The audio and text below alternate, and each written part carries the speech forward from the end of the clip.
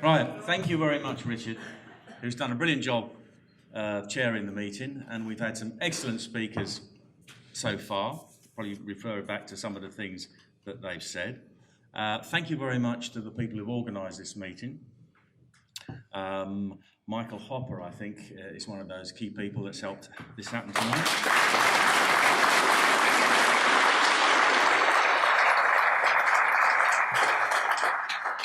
And every meeting I go to seems to get more people. So I must be doing something right, I suppose.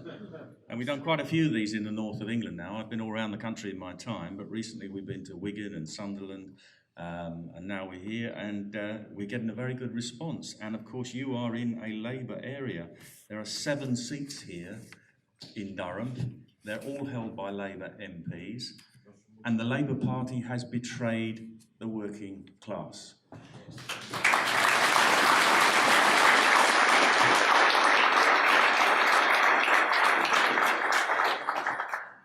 Never more so obviously than over the referendum result. And I'll be saying something about how we fix that later on. But some days in politics you have really bad days, and other days you have really good days. I've had a really good day today because I've been attacked twice in The Guardian.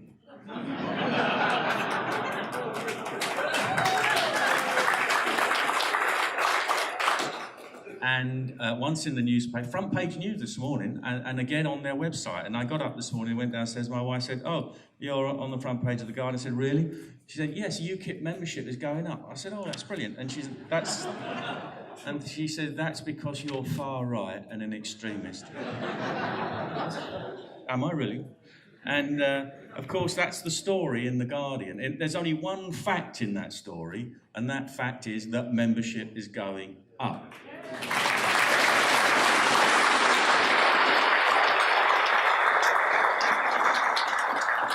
And of course, that's what they're worried about. Otherwise, they wouldn't be bothering to attack me. I don't remember them attacking Henry Bolton, do you? When your political opponents attack you, you know you are doing something right.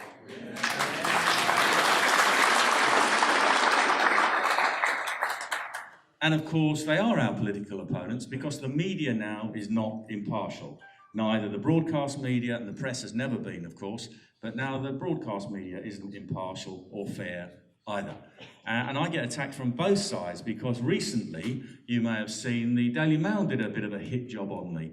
It was a bit of a damn squib because they couldn't really find anything very much, except of course I'm far right, as you well know. But they went all the way up to about 200 miles north of Manila in the Philippines. They sent a reporter and an assistant to interrogate my wife's family to try and find out something about us that they could put in their revolting newspaper.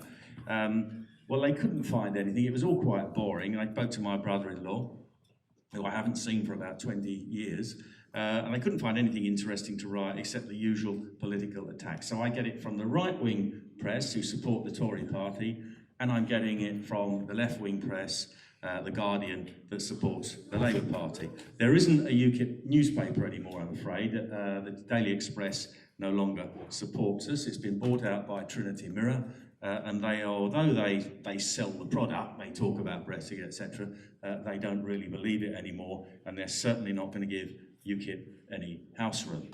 So that's a difficult situation we're in. What do I want to talk about tonight? Well, I want to say something about Brexit, where we are, about the country where we are, and where UKIP is and where it's going. So I'm sure you want me to tell you what's going on in about Brexit, don't you?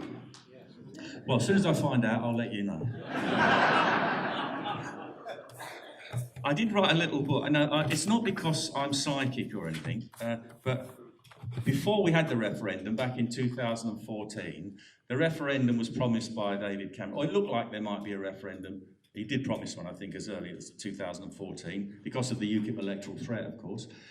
And I thought, let's write a little book laying out how we can leave the European Union, the legal basis and the practical basis, and let's say what will happen if there is a referendum and if the Leave side win. And I said it will be delayed, it will be impeded, and they will try to overturn it. Well, they've certainly delayed it, they've certainly impeded it, And we're now in the final phase of the overturning part, when they intend not to deliver it at all. What did they do? Well, for the first few months, they didn't do anything. It was only in the following March, from the previous June, that they actually sent the minister off and activated Article 50. Well, I'm not in favour of Article 50 anyway, but it took them, what was it, 8 months or something before they actually did it, and they could have done it with an email the day after the referendum. But off David Davis went, told the EU that we were going to leave, and it took months and months before anything happened at all. And as you're well aware, he was the first Brexit secretary to resign. We've had Dominic Raab resign. I've lost count of how many of them have resigned, if you can remember. Why are they resigning? Because they know that Mrs May had no intention whatsoever of actually delivering a proper exit from the European Union. And what has she come up with? Well, she's got the withdrawal agreement, and this whole process, by the way, over the last 2 years and 8 months has been founded on entirely false arguments. And of course, the chief ones are, of course, that you can't trade with the European Union unless you have a trade deal, complete nonsense. And of course, this whole constructed problem of the Irish border. Well, there isn't a problem. You have two sovereign nations, allegedly, Britain and the Republic of Ireland, who want to trade with each other, who have free access across the border. And there's no reason at all why that can continue if those two countries wanted it to continue, and they can both tell the European Union where to get off if it tries to put up any impediments. But of course we haven't seen that because Mrs May doesn't want us to leave, and the Irish Prime Minister doesn't want us to leave. So we've had to endure this endless nonsense on the mainstream media year after year now. By the way, let me ask you a question. How many people now watch less TV news and mainstream media news than they did 2.5 years ago? Yeah, I can't watch it myself anymore either. And that is a very, very high figure. I would say that's about 90% of you just answered that. And I ask that question now to every meeting I go to, and I'm getting the same response. But I think that's part of the process. I think you were intended to be stunned into indifference about what was happening. Of course, a lot of people are not indifferent, they're angry, but there might be a lot of people out there who just want the whole thing to go away. And that is what they're trying to instill into the general public. So what has Mrs May's withdrawal agreement provided for? Well, we still have to pay them a lot of money, 39 billion and more, hidden costs. We still have to obey EU law. We will still have the jurisdiction of the Court of Justice of the European Union, certainly for a few years. We can't enter into any independent trade policy. And if the EU agrees trade agreements with other countries, we will be obliged to lower our tariffs to those countries if that's what it says in that agreement. But those countries are under no obligation to lower their tariffs to us. So only Mrs May really could negotiate a withdrawal agreement, which is actually worse than being a member of the European Union in the first place. But there is a reason for that.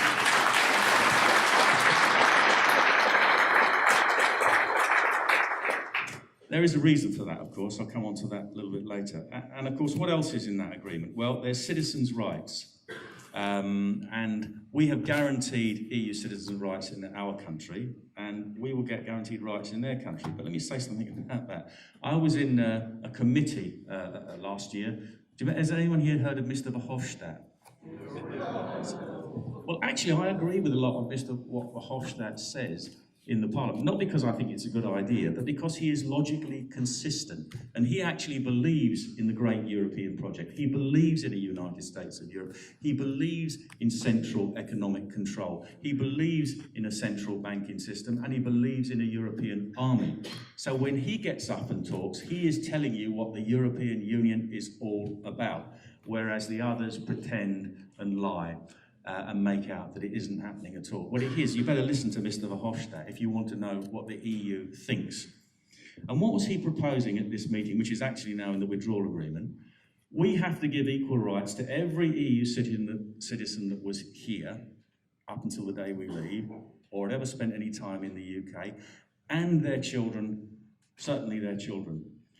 I said to him, you know, because I got a chance to make a point for about 60 seconds, I said, Do you realise that the oldest person in Europe recently died in Italy, aged 117? So if we leave on a certain day, and a European citizen who's lived there has had a child, and that child lives to be 100 years old, we could go on paying benefits and giving equal rights to that person for 100 years. That is absolute nonsense. And I said, actually, you know, if we have reciprocal rights, which actually I'm not against, because I think it's one of those things we're going to have to do, what are you actually getting? Anyone that comes to this country from the EU gets the use of the housing system, the benefit system, the national health, the public services, and all the things that we enjoy. What do you get if you go and live in Romania or Bulgaria or the Czech Republic or Poland? You won't get a council house, you won't get benefits, because they don't have them. Most countries in Europe do not have a free health service. You have to pay health insurance, or pay, as we know in some places where it's all going very wrong, in Greece and Spain, you have to pay when you turn up, whatever they may tell you. But we're guaranteeing people those rights. Okay, so they've got guaranteed rights. Now, if we accept her withdrawal agreement, we will also be bound into the EU's military ambitions and its plans to have its own army. And next time we do a talk, we need to get somebody from the military, from the veterans, to come and talk, who know about this in detail and explain exactly how it's working. Something called PESCO, Permanent Cooperation Agreement, whereby our armed forces are going to be bound to the EU's armed forces, and they do intend to have their own army. And this goes right back to when I first got involved in politics in the Maastricht Treaty, Treaty on European Union. It says common foreign and security policy with a common defence. Well, what do you call a common defence? I'd call that an army, wouldn't you? And that's what they call it, except not in public and not in print. And not until recently, because you remember during the referendum, we were told it was all a fantasy, wasn't it? Until after the referendum, when you have Mr. Juncker and Mrs. Merkel saying we must have a European army. And Mrs. May is totally on side for that, whatever she may say. You remember when she made the speech in Florence, I think that was January before last, when she said that she wanted to have a new security treaty, which would incorporate armed forces and all the police and criminal justice measures that we already have, which are totally evil, in my view, because they destroy and undermine the basic principles of freedom in our country under our law. So that's where we are now with this withdrawal agreement. What's actually going to happen? Well, next week, if it doesn't happen sooner, and if it doesn't get delayed again, we're supposed to have 3 votes in Parliament, our Parliament. There'll be a vote on Mrs. May's deal. That's probably going to get defeated. There'll be a vote on leaving with no deal, and that will probably get defeated.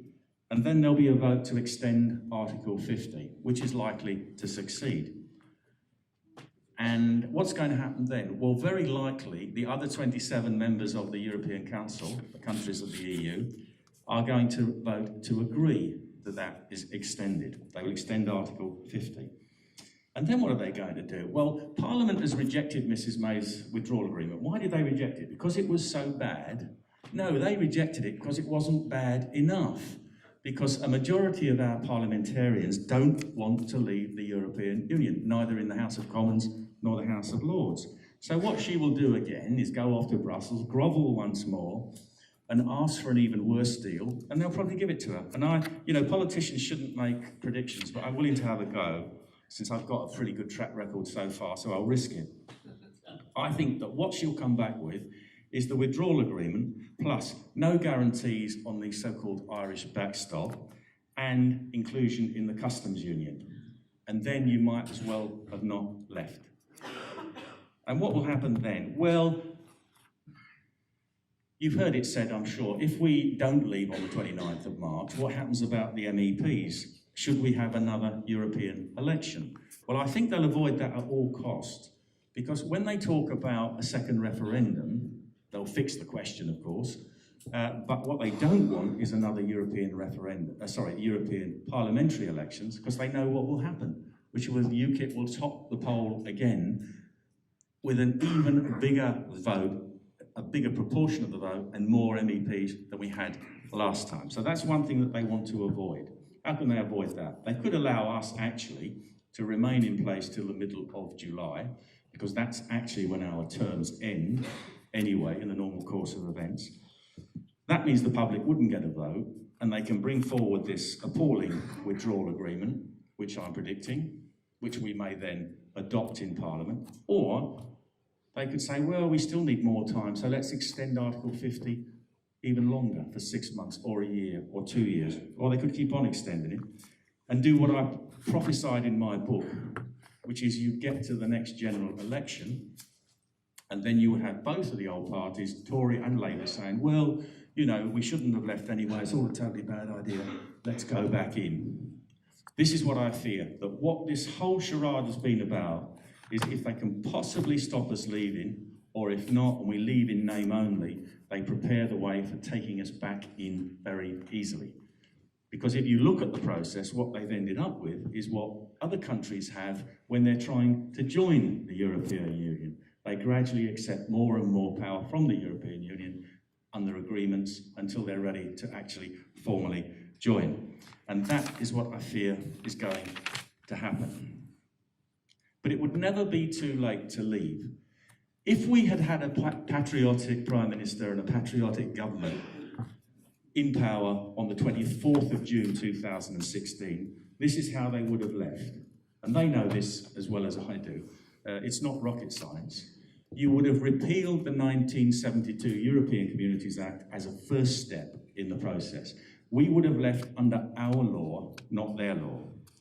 And then the Prime Minister or her ambassador would have gone to the EU the next day and said, don't worry, it won't be chaos because all of your law, EU-derived law, remains in place. It has to because it's all been incorporated as acts of parliament or regulations. And there are thousands upon thousands. I think there's something like 19,000 directives alone. If you added up every jot and tittle, it comes to about 170,000 bits of legislation. And that I got that figure a long time ago from the European Parliament Library, so it's even bigger now than it was the last time I looked it up. You can't repeal that all in 5 minutes or 2 years. It's going to take a long process. So what would you do? You'd say, we are going to start repealing and amending that legislation in accordance with our priorities and our timescales. And we'll kick off with the big one, trade. You can have continued tariff-free trade under the current terms, or you can have WTO terms. You've got a week to think about it. We'll come back and you can let us know what you're going to do. Because it's their decision anyway, it's not ours. They have to agree or not agree. And what are they going to do? You've heard it all before, the German car makers, the French wine growers, etc.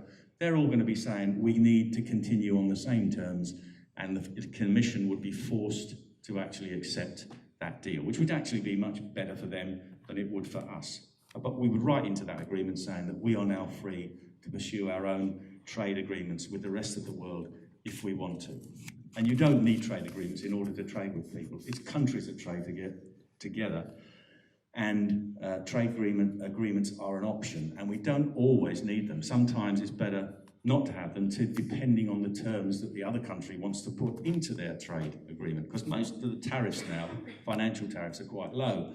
The WTO has seen to that during the course of the last 40 years. What you have to be aware of now is the non-tariff barriers to trade and things that other countries might have to ask you to sign up to. For example, there's all this controversy about the Americans' meat filled with hormones that people don't want to eat. Well, that's a fair point, and that is something that you have to take into account. And I bumped into the trade ambassador for Singapore recently in the coffee bar in Strasbourg, and I had a coffee with him, and I said, by the way, what is your attitude to the trade agreement that you've got with the EU? Because I think they're just about to sign one. If we left, could we have the same agreement? And he said, yes, of course you could. Our Prime Minister has already said that. We would just roll it over to you. And I said, that's interesting, because that's exactly what the Colombian president said shortly after the referendum when he was interviewed on BBC News. There are about 50-odd trade agreements with the EU, which could easily just be novated over so that they apply to the UK as a sovereign, national, independent country after we leave the EU, if that's what we wanted to do. But again, it's one of these false arguments that's been put up that all of this is terribly difficult. Our political class are not going to do what I've just described and leave the EU on that basis. Oh, and by the way, there's all that other legislation. You could you could repeal it or amend it over the course of time, depending on how important it was. I always remember once we sat in the European Parliament and voted on a directive on the uniform height of brake lights on farm vehicles. And it's always stuck in my memory, that one. That might be something you think we won't bother about that for a few years or never, because we've got more important things to do, and it's not causing a problem, so we'll forget about it. So that's how you would tackle that problem. But that isn't going to happen because our political class doesn't want it to happen. Tories and Labour have totally sold out the people of this country to the EU.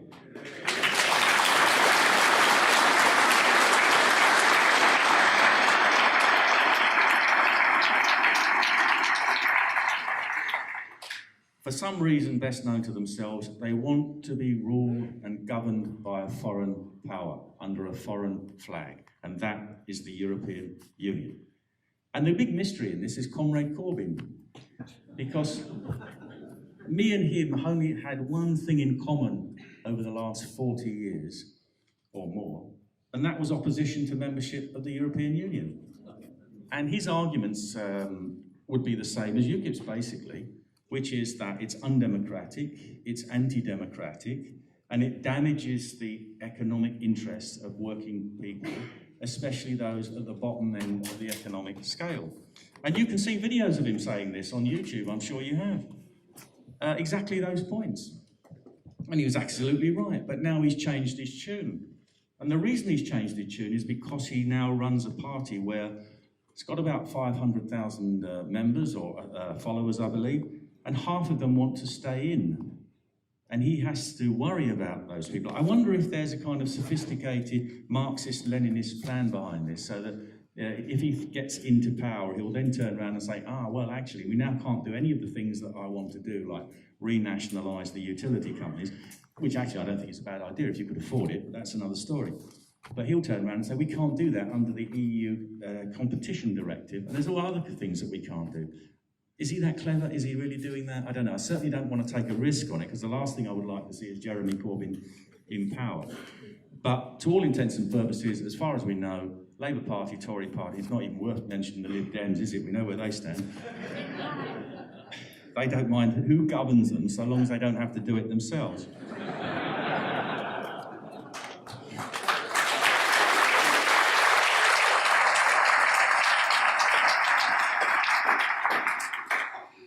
But they're all going to sign up to whatever atrocious deal Mrs. Bay comes back with, or say it isn't atrocious enough and you need to go back and get something even worse until we've not left the European Union at all, and then we either don't leave or we leave for a while and then go back in again. 46 years of membership of the European Union has rotted the soul of the political class in this country. It's been a cancer at the heart of our politics, because it is founded on an irreconcilable problem. Do you want to be governed by your own elected politicians and government under your own laws in your own parliament, or do you want to transfer power somewhere else and be governed by somebody else in a foreign capital? And that is the problem. That is why we had 40-odd years of dissent in politics. It's why we ended up with a referendum, and the British people answered that question. When Parliament was formed after the Magna Carta in 1215, it was described as a common council of the realm.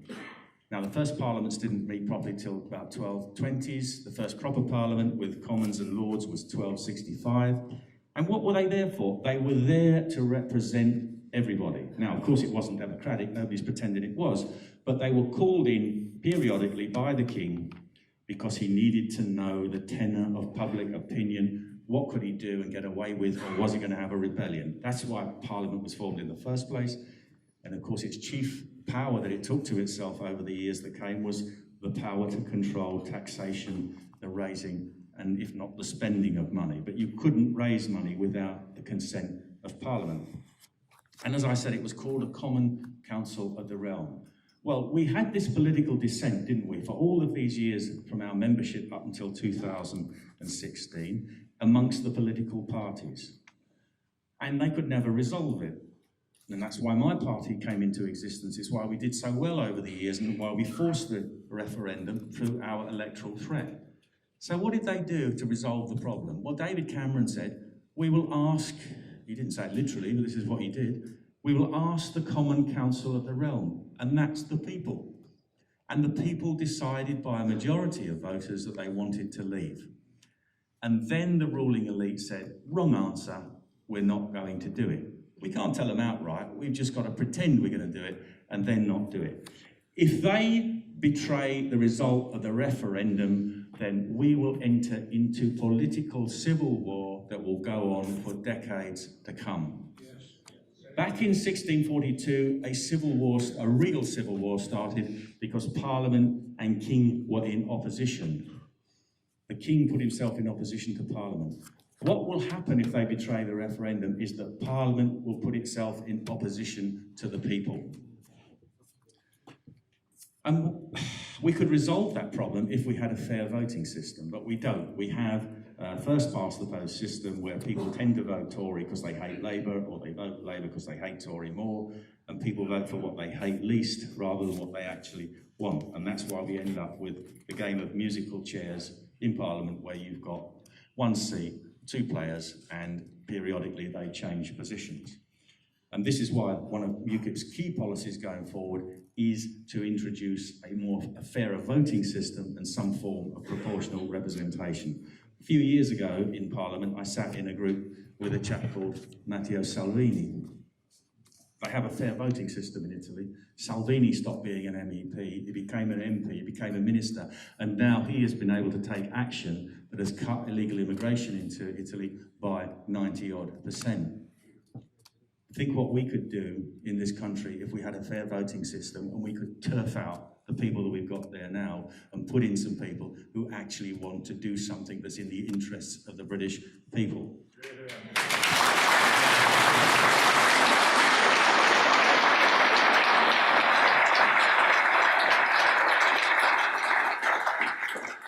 And why have we got this? It's, if you try and think about why things are the way we are, what we've got now is a kind of unholy alliance between international big business and international corporations and the far left.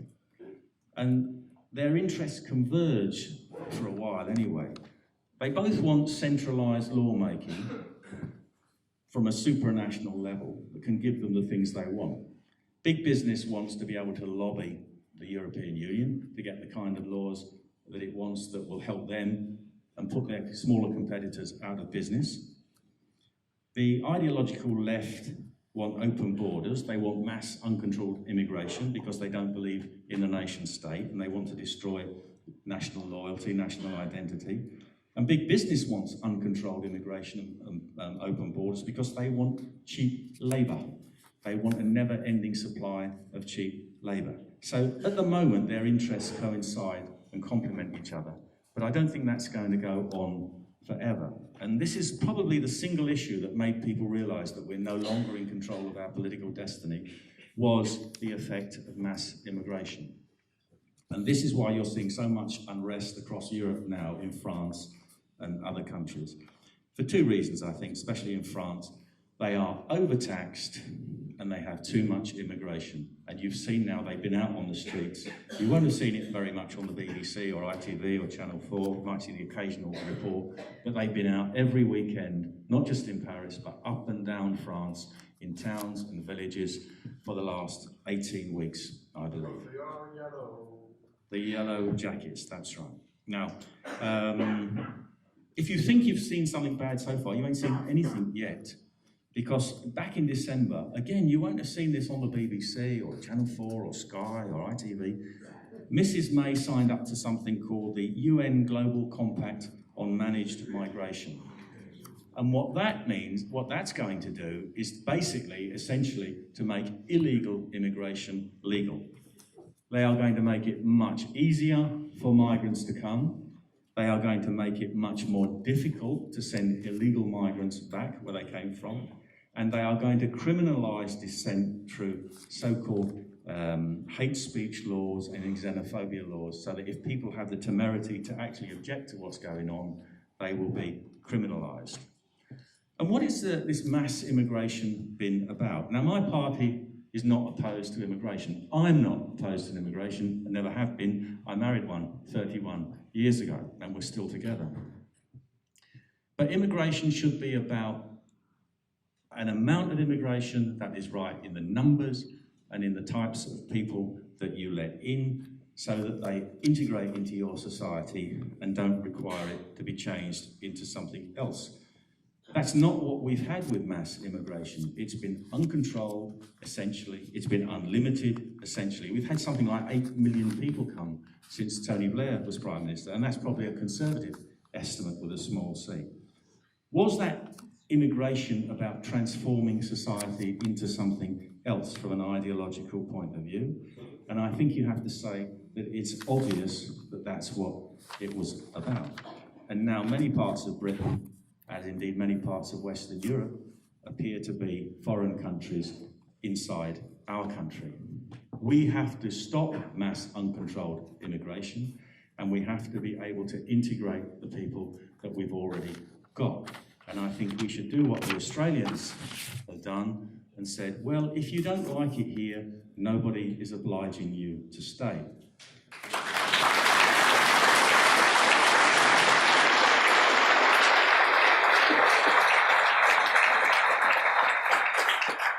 But if you want to live under our laws and our culture and integrate, then you're welcome, and it doesn't matter what colour you are or where you came from. And I think every reasonable person would agree with that.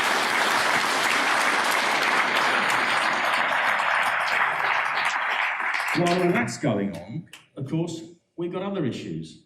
We've got soldiers who served in Northern Ireland in good faith being prosecuted for alleged crimes committed 40-odd years ago, while at the same time, IRA murderers and terrorists are let off scot-free and do not feel the force of the law. We have several thousand ex-military people sleeping on the streets, while we welcome back thousands of ex-jihadis from Syria and want to give them council houses and benefits. We are a country gone mad. We live in a country now where reality has been turned upside down. And we see this has been discussed earlier on by Sargon about the issues with free speech, which is being eroded. Only certain opinions are now allowed. These are opinions which fit in with the politically correct left-wing point view of the world, which permeates everything now, not just politics, but the mass media and universities. I always thought universities are places where you went to discuss ideas and discover new ideas. Now it's a place where you are only allowed to have certain opinions and certain ideas, or you will be in trouble. And of course, if you do it on Google, or sorry, not on Google, on Twitter, or if you do it on YouTube, you may find yourself getting a visit from the thought police, as was described, these ludicrous things that are happening by Carl earlier on. And I'm not saying that you should be allowed to say something which is deliberately offensive or libelous or defamatory or threatening. Nobody is going to defend that. But now if you say certain things, for example, if you were to suggest that women don't have penises, you might get a visit from the thought police. I believe some people have. And as George Orwell said, during times of universal deceit, telling the truth becomes a revolutionary act. Well, now, anybody who has the nerve to stand up and speak the simple truth in the terms that they believe it is now a revolutionary. And 1984 was meant to be a novel. It wasn't meant to be an instruction manual.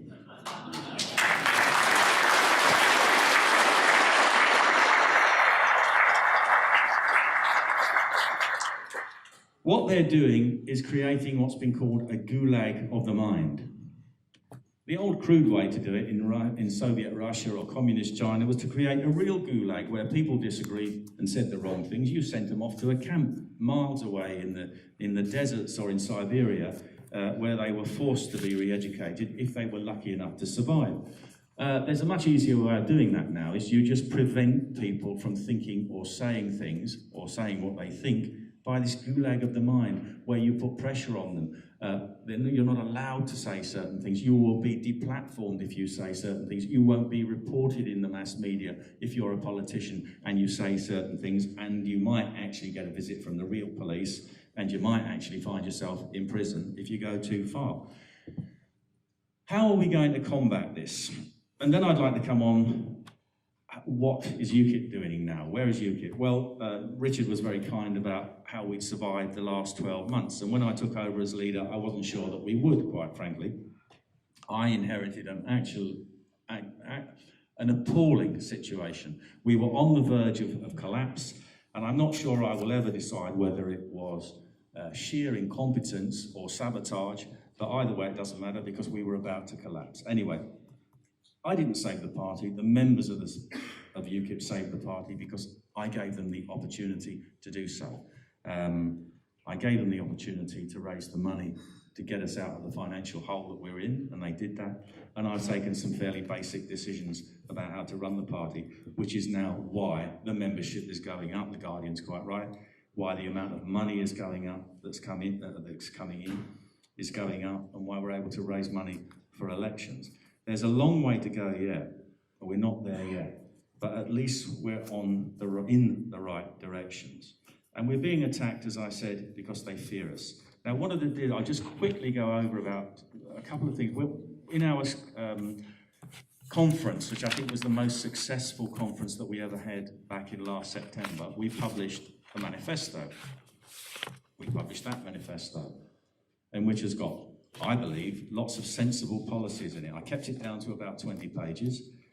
We want to control immigration. We want proper housing policies so that our own people are given preference for housing and we build the right type of housing for them. We want to look after our defence and security sector. We want to look after veterans. And all kinds of things. Police and criminal justice. We'd actually like to see criminals prosecuted and punished properly. And we are going to get rid of the BBC licensing. Thank you for reminding me.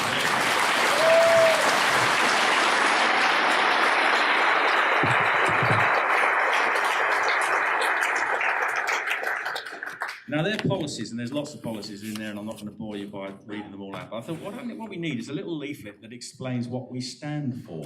So when we get called far right and extremist, and that's probably the nicer things that they say about us, and you want to give something to a friend or an acquaintance, that's what we stand for in this little leaflet. And I'll give you a quick run through. It's called a statement of principles. We are a patriotic party. We believe in our country. We want our country to be the free and democratic and prosperous place that it should be and it could be. And there are three things. We stand for democracy: national democracy, political democracy, economic democracy. What does that mean? National democracy. It was Abraham Lincoln that gave the best definition of democracy. Government of the people, by the people, for the people. And what we've had under rule by the European Union is government of the people, for the EU, by the EU. And that isn't democratic in anybody's book. You can't be a democratic country unless you govern your own affairs, and the government that you elect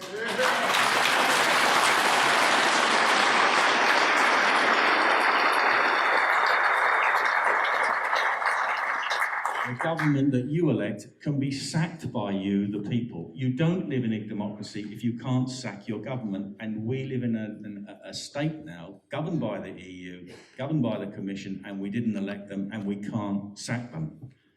So we need to get that back. That's a core principle. Political democracy. Well, the vote doesn't make you a democracy. They used to have votes in the old Soviet Union, and I think you got a choice of a couple of candidates, and they were both communists. So you didn't really get much of a choice. And this is when I come back to the policy I mentioned before. We need an electoral system whereby people get what they vote for, whether that be UKIP or the Greens or Labour or Tory, but they should return MPs in the proportion that they voted for them.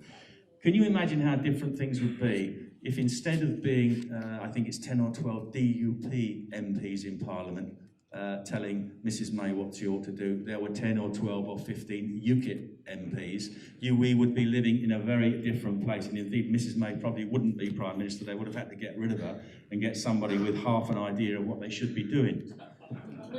But political democracy is about creating a proper democratic political system. People's votes are worthless unless they can actually change things.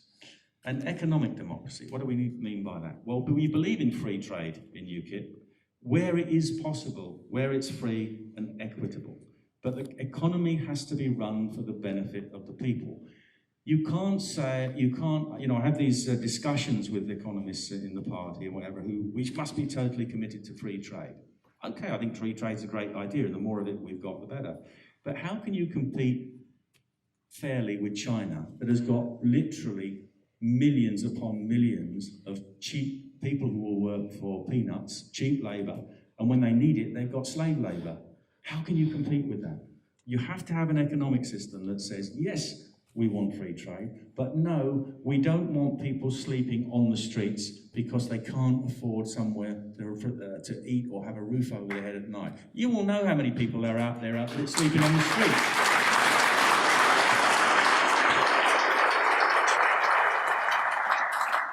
We see them every day, and there's more and more of them. Well, what kind of a society says it's okay to have a group of people sitting in a restaurant enjoying themselves while 150, 20 yards away, you've got people sleeping in cardboard boxes because they haven't got a hope in hell of actually being able to get a roof over their head? Especially veterans.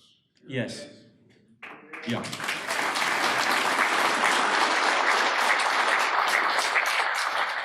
And I haven't worked this out as a policy yet, but I'd like to see preference given to people who serve their country but don't necessarily earn high wages.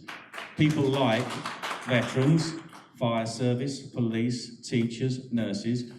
If they're going to do a job where they get low wages, let's try and give them a leg up somewhere else. Let's give them a point system so it's easier for them to move up the housing market and actually find somewhere to live.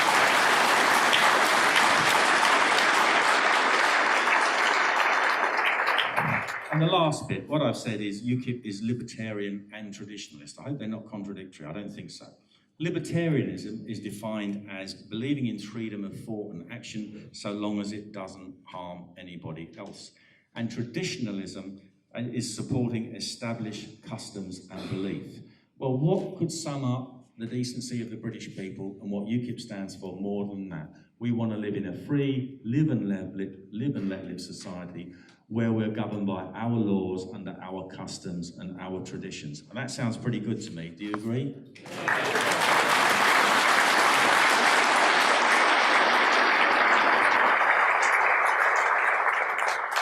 Right, I've gone on quite a long time. I need to wrap up.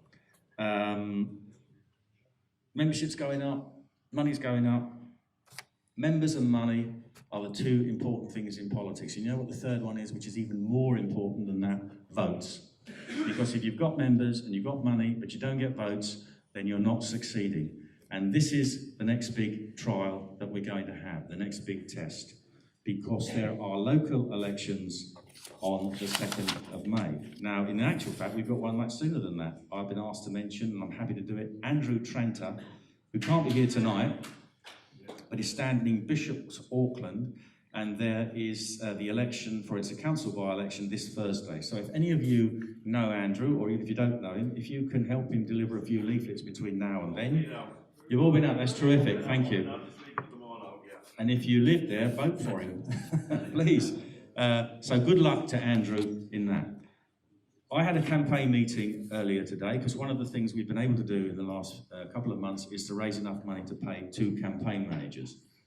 Alan Graves, who is a councillor in Derby, and Peter McElvenna, who is one of our activists in London. And we now employ them permanently to organise these campaigns.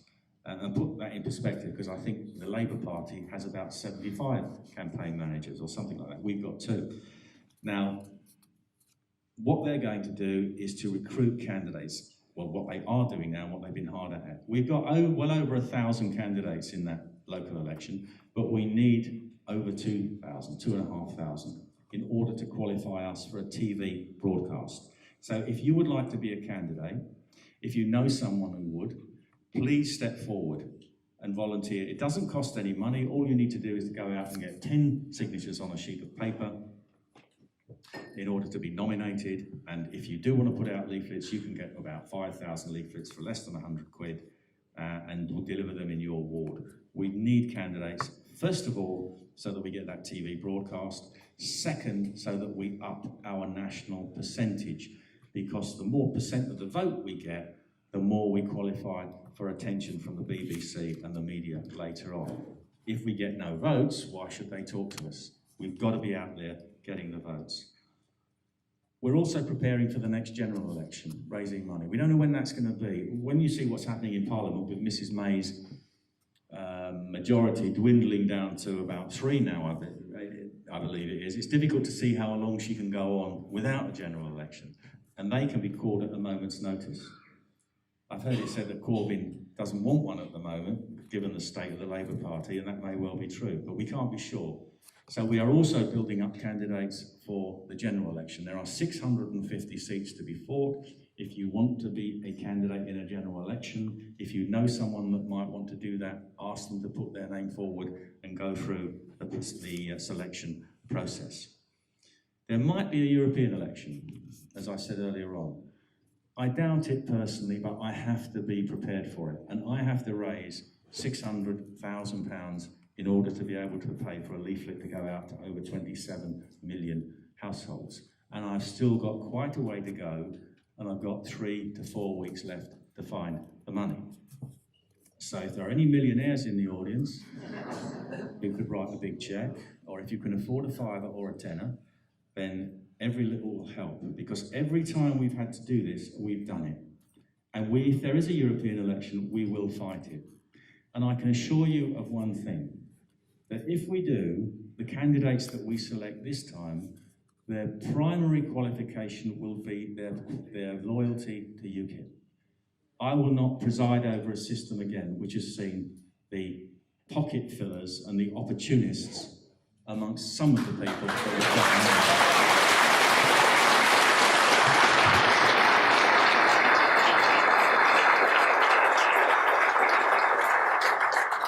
Politics can bring out the best and the worst in people. And I have seen over the years people who can't afford it give me £5 and £10 to fight for elections.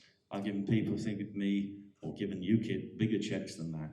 And when I see somebody go to the European Parliament who's been put there by the members, by their money, their hard work, their effort, their sacrifice, and they sit there and they go every day of the week raking in an extra €320 tax-free, and then have got the nerve to tell me that I'm right-wing so they can't be in UKIP anymore, and then they're all running off to something called the Brexit Party because they think they've got a better choice. Those people make me sick.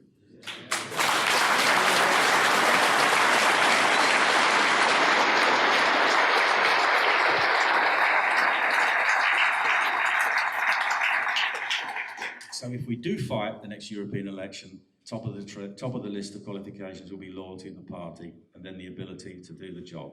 And all that requires is the ability to think in a straight line and speak properly. So I'm going to close now. It's been a very, very busy 13 or 12 months, now nearly 13 months since I took over as UKIP. I wasn't sure that we can save it. Not only have we saved it, but it's grown stronger and it's thriving. We are now going to face the next big test, which is votes. It's not my party, it's not my struggle, it's yours, because it's your party and it's your country. All I'm doing is giving you an opportunity to do what needs to be done. So if you want to live in a free country that isn't governed by the EU, if you want to live in a country where you can speak your mind without fear of arrest, then you better do something about it. Thank you.